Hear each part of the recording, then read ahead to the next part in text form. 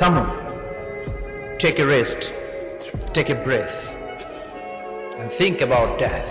Think that you have to go back to your Lord.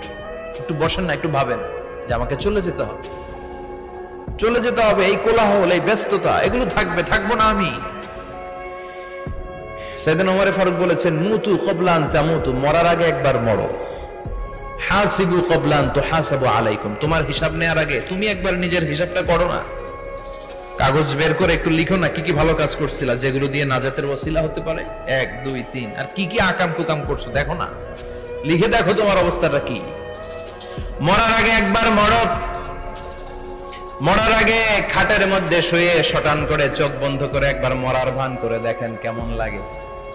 চোখটা বন্ধ করেন আর ভাবেন আপনি নাই, কি কি হতে পারে ভাবেন।